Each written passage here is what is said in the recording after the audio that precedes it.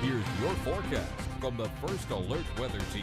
Well, with no deviations to Milton's forecast track, an upper level trough, cold front helping to kind of shunt it to the east as opposed to coming right up at us in the Carolinas.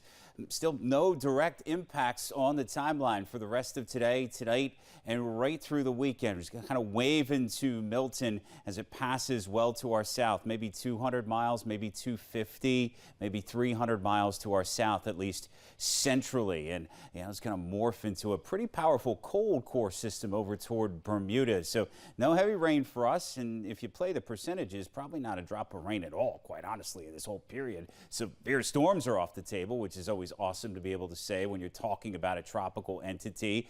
We saw that tornado situation in Florida off the top of the newscast. We'll get some gusty winds. I know it's a little breezy today. Tomorrow, some gusts in the 20s and 30s miles an hour. And of course, we want to respect the marine impacts, the heavy surf, rip current risks, what have you. We've already had a decent rip current risk so far this week because of Kirk way off the coast to start the week, and then Milton's going to double down on that when it crosses Florida.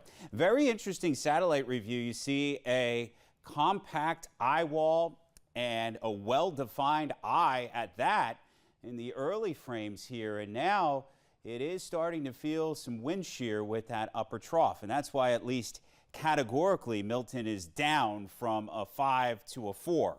It's still a ghastly system. And one thing that happens when that happens is the wind field expands. So Milton, in terms of its storm surge, is going to be pretty much a sledgehammer, unfortunately, for this stretch of coast.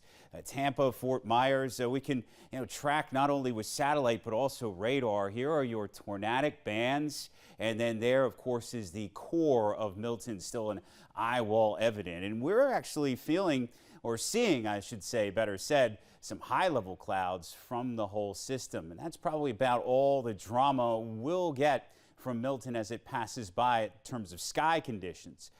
It's still pretty much centrally located between the Caribbean islands and the Cabo Verde Islands is Leslie, still on the map as well. But this is entirely an ocean track, so we love systems like Leslie. And get back to our shores with a breeze blowing down the beach. Topsail Island, Surf City specifically, the waves still crashing rather purposefully, and look for that to continue into the weekend. So let's put some respect on that. We've got the cirrus clouds veiling the sun in the port city on your Murchison Building view, and stats from ILM Airport.